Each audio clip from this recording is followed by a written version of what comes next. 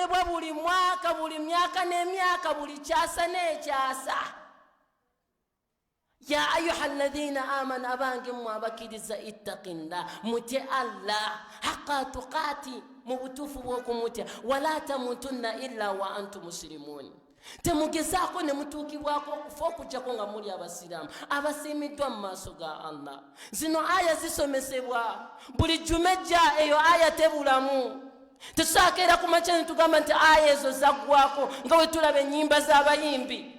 Omuyimba akuba ekiyimba mu mwezi gumu oba mu mwaka gumu oba mu wiikisi bbiri ne kiggwako ng'abantu bakikooye. Ne wallahi ebigambo bya Allah bisigala bya Allah tebiggwako. Allah agamba nti ya ayuha alladhina amanu abange mwabakiriza ittaqillah mutye Allah haqqa tuqati mu butuufu bw'okumutya wala tamutunna illa wa antum muslimun. Bamba okufa tekubatuukako okujjako nga muli abasiraamu. Weebaze nnyo Allah subhanahu wa ta'ala olw'okuba ekyengera ky'obusiraamu okiyina. Allah n'agamba nti ya ayuha alladhina amanu abange mwabakiriza idkhulu fi silmi kaffa bannange muyingire obusiraamu mu bugweremu. Wala tattabi'u khutuwati shaitan bannange temugoberere makubo ga shaitani innahu lakum aduwwun mubin mazima mulabe wammwe wa lwatu. Allah akuwa amagezi akulabula nti mazima shaitani tekwagaliza. Wallahi Allah yakwagaliza ebirungi, yakwagaliza ennyumba ey'emirembe. Shaitani just eyagala obeeremu abo abagiwerekera okubeera nga eyingira mu muliro jahannama muganda wange. So tutye Allah subhanahu wa ta'ala.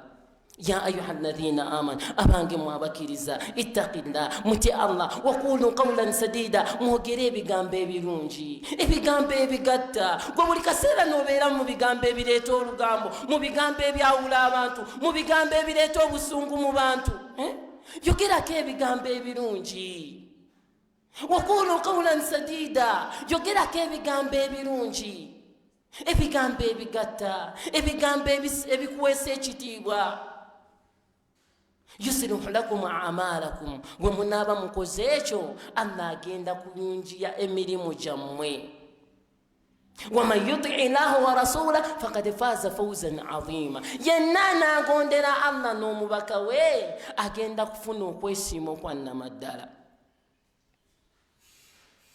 So kitegeeza omusiraamu yenna atya Allah subhanahu wa ta'ala la budda kyateeka okubeera ng'otya Allah ng'ogondera Allah n'ogondera omubaka Nabi Muhammadi sallallahu alaihi wasallam. Wama ataakum rasulu fakhuduhu. Allah nagamba nti ekyo kyonna omubaka Nabi Muhammadi sallallahu alaihi wasallam kyanaabaleetera mukyekwateko. Wama nahakum anhu fantahu kyonna kyanabaziiza mukiviireko ddala. Allah atulaga ki? Tumugondere, tugondere n'omubaka Nabi Muhammadi sallallahu alaihi wasallam.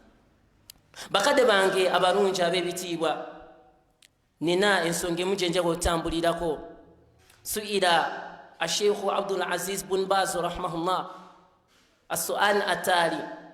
Asheikhu Abdul Aziz yabuuzibwa ekibuuzo kino kye njagala tutambulireko biidhnillahi ta'ala insha Allah mu khutuba yaffe ey'olwaleero. Bambuuza ekibuuzo ne bagamba إن بعض الآباء لا يهتم بأبنائهم من ناحية أمور الدين. مسما batata abamu oba abazadde abamu tebafaayo eri abaana baabwe min nahiyati umuri ddini bwe tuba tuzze ku nsonga z'eddiini. Nti bwe tuba tuzze ku nsonga z'eddiini abazadde abamu tebafaayo ku baana baabwe. La ya'muruhum bis-salah tebabakubiriza kusaala.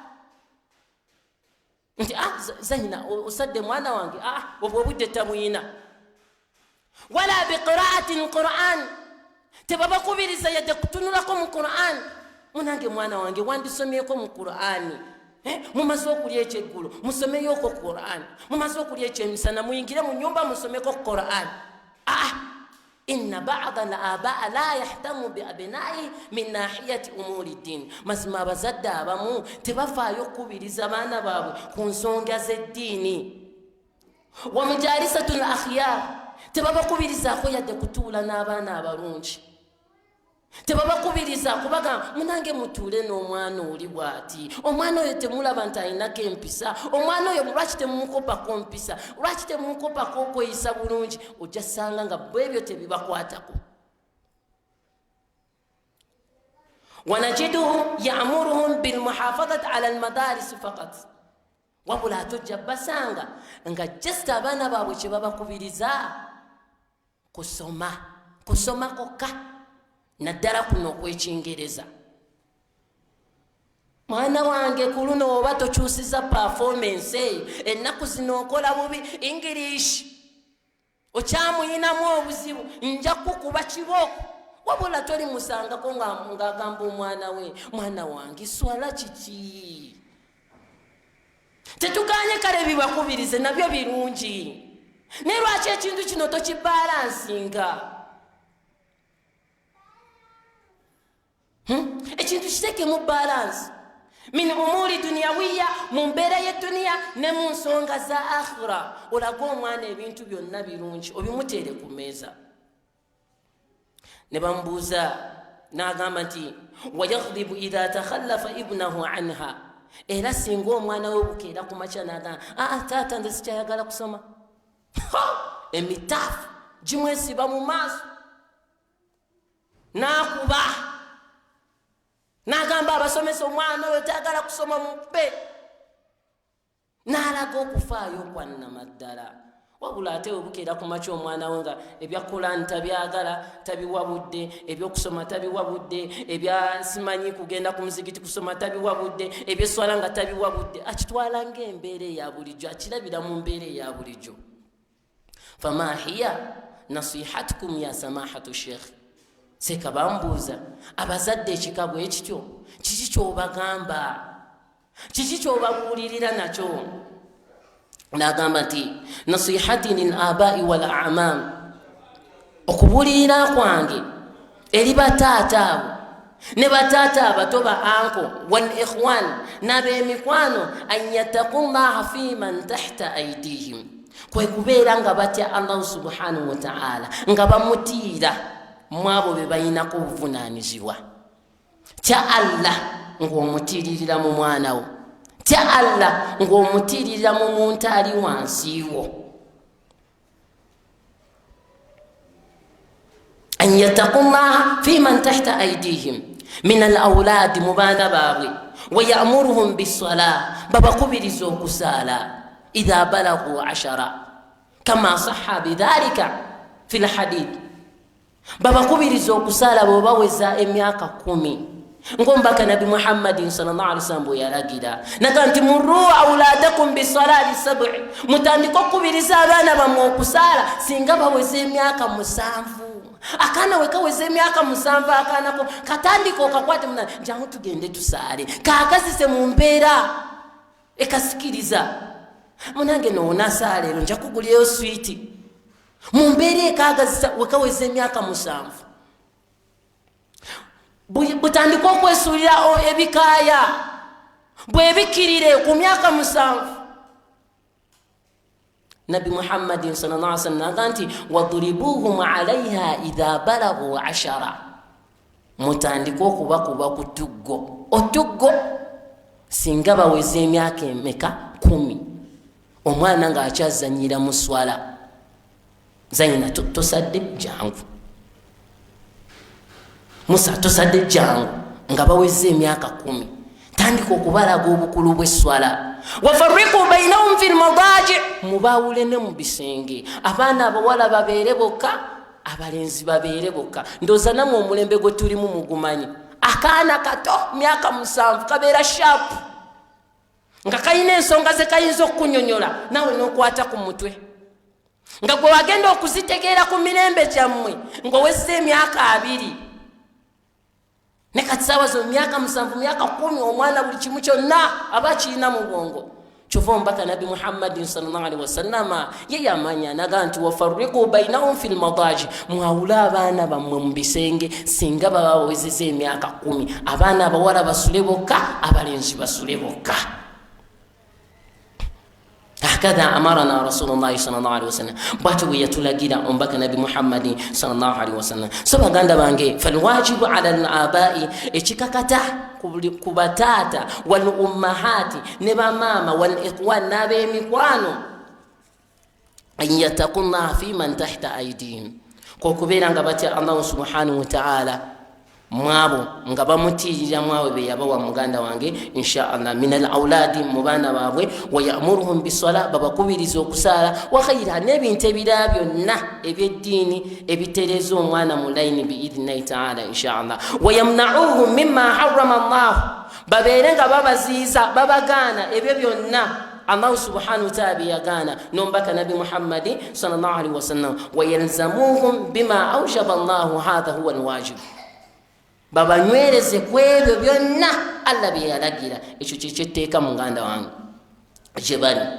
isma'u ila nasihati Luqman li ibni uliriza Luqman ngawe yalamira omwana we Luqman Allah mwogera ko mu Quran qala ta'ala Allah subhanahu wa ta'ala amati wa idh qala Luqman li ibnihi wa huwa ya'idhu muchukira kaseera Luqman we yabulirira omwana we yagamba omwana we ebigambo ebimu wa huwa ya'idhu mumbere yokubulirira muganda wange ya bunayya la tushiriki billah inna shirka la dhulmun adhim owange go mutabani wange kana kange la tushiriki billah togezanga koteka kutanda no gatta ko Allah inna shirka la dhulmun adhim mazma shiriki mazmu kugatta ko Allah bulyaza amanya bwa amani bazade bameka nga wali otuzizo omwana nomga mwana wange byonna bikole wabula togezanga ko ne witantara shiriki togezanga ko no gata ko Allah subhanahu tusinzo ko basade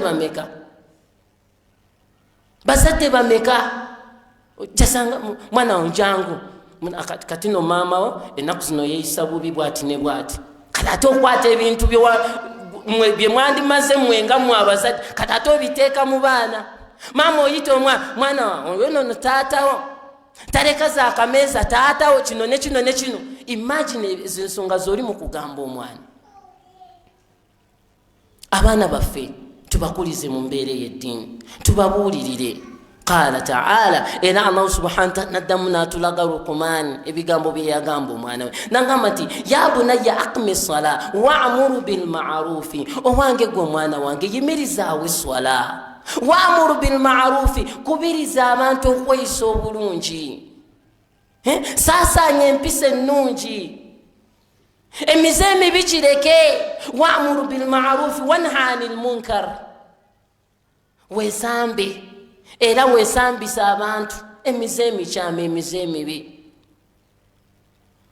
omuzadde abigamba mwana we wasbiru ala ma asabak namga guminkiriza kwebyo byonna ebinaba bikutuuseeko wotuuka kusomero ne bakuba emigo wotuuka kusomero ne bakubira Qur'ani nti tonagitereza bulungi wotuuka kusomero ne bakola wasbiru ala ma asabak guminkiriza embeera y'edduniya wekalubamu guminkiriza omuzadde abulirira mwana wewale speed mwana wange tokwa buli kintu kikwate mpola wewale speed guminkiriza olayi ng'ogamba nti omwana wo omugamba ebyo ebigamba ayinza okusala oli omuzadde omwana wange yansala nenga naye n'atazza katambi mabega kulaba omwana ono yamukuza atya.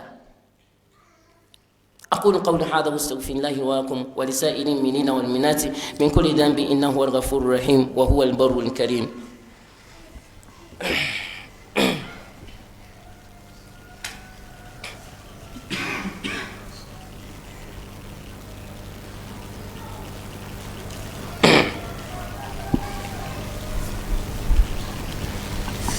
الحمد لله والصلاة والسلام على رسول الله صلى الله عليه وسلم. amatenda majufuga Allah subhanahu wa ta'ala oyo atukiriza nitumalako ekitundu kyaffe ekisooka ekya khutuba y'olwaleero alhamdulillah goyinza okiraba mu mbeera nti nyangu kyangu nnyo obwo obudakiika okubumala wano nga walayi singa Allah yali asobola okulaga asobola ne lwakuba tayinza kikulaga kati singa olaba abantu abakakutuka mu kaseera ketumaze wano ogamba alhamdulillah. Walayi buli kasekondi konna, buli saawa yonna gyomalako ng'ossa bulungi ng'oli mulamu, gamba nga alhamdulillah. So bakadde baffe tuli mu kulaba butya omwana wo ogenda omutereeza mu layini. Abaana baffe tubafeeko, oba mukulu oba ayina myaka 2 oba ayina myaka 4 asigala mwana, muyita omugane, mwana wange oweziza emyaka 2 neswala ng'ekalubi. Tomanyi kigambo kyo nti kiyinza omukwatako nti taata yaŋŋambe ne ku myaka gino taata akyalina okuŋŋamba eswala. Omwana agenda kwetereza mpola mpola. So baganda bange, Lukuman yabulirira omwana we namugamba nti ya bunayya aqimi swala, owange gwe mwana wange yimirizaawo eswala, wa'muru bilma'rufi, kubiriza abantu okweyisa obulungi, wanaha anil munkar, ziyiza emize emikyamu, wasbiru ala ma asabaka, guminkiriza ku ekyo kyonna ekiba kikutuuseeko. Naga nti wala tusairu khaddaka linnas, togezaako ne wesitulira mu maaso g'abantu. B'oyiseeko balabe ng'abantu ab'omugaso, b'osinzeeko balabire ddala ng'abantu ab'omugaso, tobalinnyako, tozimbazimba. Embeera ekyuka buli kadde. Wallahi leero oyina enkya toyina, leero n'omuyiseeko enkya akuyittako. Fa inna Allah huwa mudabbiru al-umur, mazima Allah akyusakyusa embeera nga bw'agyagala buli kaseera konna. Wallahi likulli shay'in lahu bidaya lahu nihaya, buli kintu kyonna ekiriko entandikwa kibeerako n'enkomerero. Tolowooza nti leero oyina nti enkya era ogenda kubeera ng'oyina, leero atayina enkya agenda kubeera ng'ayina, ayina ate olwaleero enkya kisoboka okubeera nga tagenda kubeera nakyo ekyo kyayina saawa zo. Bulirira omwana wo okubeera omukakkamu, mutuuze omubuulirire mbeera yonna, mwana muwala mwana mulenzi bonna babuulire muganda wange. Qala ta'ala fi Ibrahim wa Yaqub, Allah subhanahu wa ta'ala ayogera ku Ibrahim ne Yaqub. Allah subhanahu wa ta'ala ganti wa wassa biha Ibrahim banihi wa Yaqub, timujukire akaseera Ibrahim ne Yaqub bwe babuulirira abaana baabwe. Yaqubu n'ayita omwana we namugamba nti ya bunayya inna Allah astafa lakum ad-diina, nti mazima Allah abasiimidde eddiini Busiraamu. Wallahi Nabbi Yaqubu ayisa omwana we, ayisa abaana be abagamba nti ya bunayya, nti owange gwe omwana wange, inna Allah astafa lakum ad-diina, mazima Allah abasiimidde eddiini Busiraamu, fala tamutunna illa wa antum muslimun, temugezangako ne mufa kujjako nga muli abasiraamu. Ne kati abaana tubabuulirira birala, oli aba asambagala ng'afa, ayita abaana munange poloti eyo yiyo munange ekyo kirungi, naye ate gw'olabira ddala ekyo kyekiri meja ky'olina obbagamba.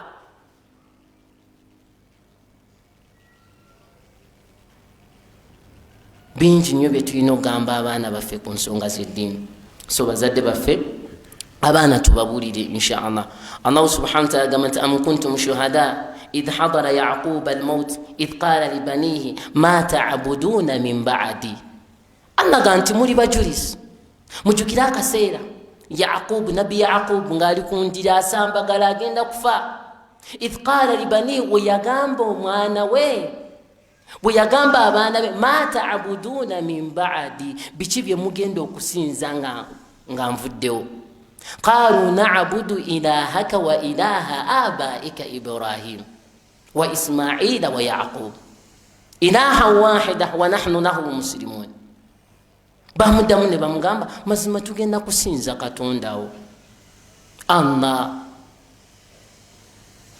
tugenda kusinza Katonda wa kitaawo Ibrahim ne Ismail ne Ishaqa, ilaha wahida, Katonda ogwo omu bw'ati Allah, wa nahnu lahu muslimun. Era naffe okuva n'olwaleero tumujeemulukukidde. nga bategeezani Allah subhanahu wa ta'ala. Imagine omuzadde afa, taata waabwe afa, naye ababuuza nti ma ta'buduna min ba'di, biki bye mugenda okusinza oluvannyuma lwange? Ng'atiddemu nti abaana ayinza okuba nga bambi yabadde yeesinziza Allah, avudde abaana bakola amasabu. Wallahi kyangu nnyo okubeera nga gwe obadde osinza omulezi wa Allah, Allah najja n'akugezesa n'abaana, abaana nga be bakulira okusamira. Saabazadde mutegeere nti omwana wo ayina kinene nnyo kyagenda okurepresentinga mu maaso ga Allah subhanahu wa ta'ala. Omwana wo agenda kukiikirira mu maaso ga Allah subhanahu wa ta'ala fi dunya wa fil akhirah, wano ku nsi ne ku nkomero muganda wange inshallah. So qala ta'ala, Allah subhanahu wa ta'ala yagamba ya ayuha alladhina amanu qu anfusakum wa ahlikum nara, bannange abange mmwe abakiriza mutye Allah subhanahu wa ta'ala, mutiise emyoyo gyammwe omuliro, wa ahlikum nara, n'abantu bammwe. Abantu bammwe nga be baana bammwe, be bakyala bammwe, be basajja bammwe, be ab'eŋŋanda zammwe, emikwano gyammwe, mukitiisa omuliro muganda wange inshallah. Wa'muru ahlaka bisala wastabir alaiha, annaga nkubiriza abantu biswala babeere bagumiikiriza ku yo, eswala yabugumiikiriza. Tulina okutereera muganda wange akaseera k'okwejjusa nga tekanaba kutuuka.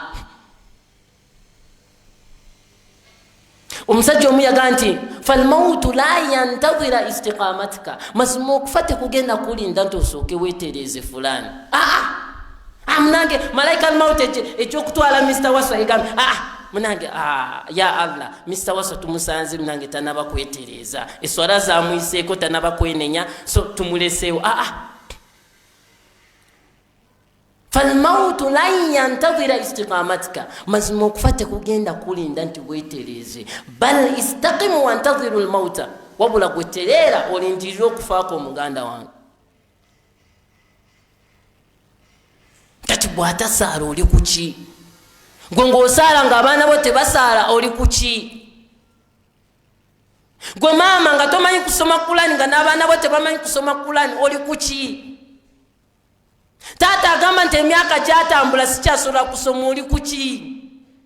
Bagambe nti ettiini eno yakka ku mbaka Nabi Muhammadin sallallahu alaihi wasallam nga mwana muto, oba ba Abubakari basoma ettiini busiraamu nga bantu bakulu, nga baana bato baali basajja bakulu myaka 4+.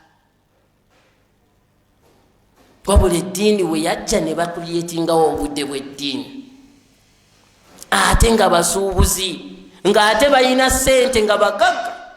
Ng'ogamba nti bizinesi ekufudde bize, tolina biseera bya ddiini, tolina budde bwa swala. Allahu akbar. So baganda baffe tutya Allah subhanahu wa ta'ala biidhnihi ta'ala inshallah.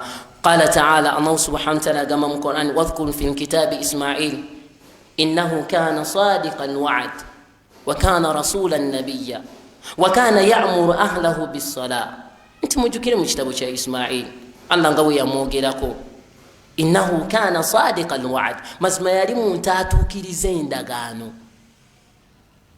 era yali nabbi wa Allah era nga mubaka wa Allah. Wa kana ya'muru ahlahu bis-salah, yali akubiriza abaana b'okusaala. Nabbi Ismail nga naye akubiriza abaana b'okukola okusaala. Olwate gwe, olwate nze, abaana tubajukize swala, tubajukize eddiini Obusiraamu, byakujjukiza. Olw'ensonga ebikeme ebiriwo mu nsi kati bingi, ebikoola abaana bingi, nga nawe ebikukoola. Buli field yonna kati erimu omukowooze, buli mwaka ogenda mu bayimbi, abaana balinayo abayimba abato ababakuba nti waliyo fresh kid. Kati ng'omwana waawo na fresh kid, simanyi fresh kid. So abaana abo batereeze mu layini biidhnihi ta'ala inshallah. Nga maliriza tubeere nga tugaana ebyo byonna, abaana tubaziyize ebyo byonna Allah subhanahu wa ta'ala byebagaana ombaka nabi Muhammadin sallallahu alaihi wasallam byebagaana katadkhin okufuwa sigala omwana mugambe munaye okufuwa enjaga kibi washurubul khamr okunywa omwenge kibi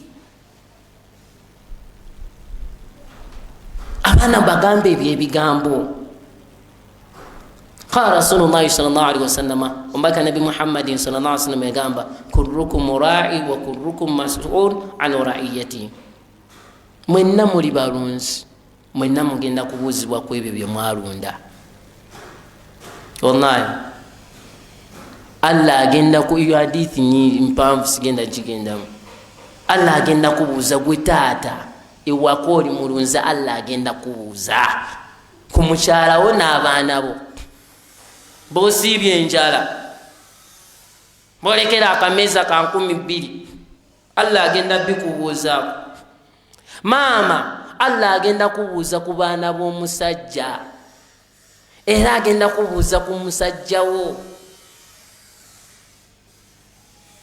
omukulembeze nawe Allah agenda kubuuza ku kubonaabona kw'abantu buli omu yenna Allah agenda kukola ki agenda kubeera nga amubuuza biidhnillahi taala qala taala anna yagamba nti fawarabbika lanas'alannahum ajma'in amma kanu ya'malun ndayira omulezi wo Allah bonna ngenda babuuza ku ebyo byonna bye baakolanga Allah agenda tubuuza kibuuzo ku kibuuzo ngamaliriza mbaka nabi Muhammadin sallallahu alaihi wasallam yagamba inna qauman rakibu safina timazima abantu balinya eryato fasala likulli rajulin minhum mawdi'un buli muntu yenna eyali mu groupe yayingira eryato nafuna ekifo watuula fanaqa rajulun minhum mawdi'ahu bilfas omukubo nakwata embazi nga bamaze okuyingira mu lyato nakwata embazi natandika okuba kino ekifo kyatuddemu ayagala kimogola kijemu ekituli faqiira nagambibwa ya fulani owange gwe madha tasna'u kiki kyokola faqala nayanukula nagamba huwa makani asna'u fihi ma shi'tu wano wentudde kifo kyange nkolerawo kyenjagala mind your business please katombaka nabi Muhammadin sallallahu alaihi wasallam gamba nti fa in akhadhu ala yadihi najja wa najju singa bamukomako ku kyakola agenda kuwona nabo bakole ki bawone bonna abali mu lyato wa in tarakuhu wabula singa bamuleka halaka wa halaku agenda zikirira nabo bazikirire singa bamuleka mumuleke ali mu kifo kye kyali mukonoona mumuleke amazzi ganayingira yamanyi kati singa beerabira nti nabo bali mu lyato nti amazzi we ganayingira bonna baba bagenda kusaanawo halaka wa halaku abagenda zikirira nabo bakole ki bazikirire ekyo ekifaananyi kyembasiigira wano ku duniya nti abaana bo singa oba tebasaala be bamanyi kasitanze nsaala Allah agenda kubuuza ku baana bo wallahi wotave eno ga mikwano gyo banaye mikwano gye kiki kyemukola Allah agenda kubuuza ku mikwano gyo kozi oli munanfuusi tobakubiriza kweyisa bulungi tobajukiza mateeka ga Allah kati Allah singa bagenda kuleeta adhabu ekibonerezo fenna kitutwalira mukituzingiramu so baganda baffe beererawo muno ku nsonga y'eddiini ne ku nsonga z'edduniya muganda wange inshallah sijja sukaawo inna Allaha wa malaikatahu yusalluna ala nabi ya ayuha alladhina amanu sallu alayhi wa sallimu taslima اللهم صل على محمد وعلى آل محمد كما صليت على إبراهيم وعلى آل إبراهيم إنك حميد مجيد. اللهم بارك على محمد وعلى آل محمد كما باركت على إبراهيم وعلى آل إبراهيم إنك حميد مجيد. وارض اللهم عن الأربعة الخلفاء الراشدين منهم أبو بكر وعمر وعثمان وعلي ومن تبعهم بإحسان إلى يوم الدين. ربنا آتنا في الدنيا حسنة وفي الآخرة حسنة وقنا عذاب النار.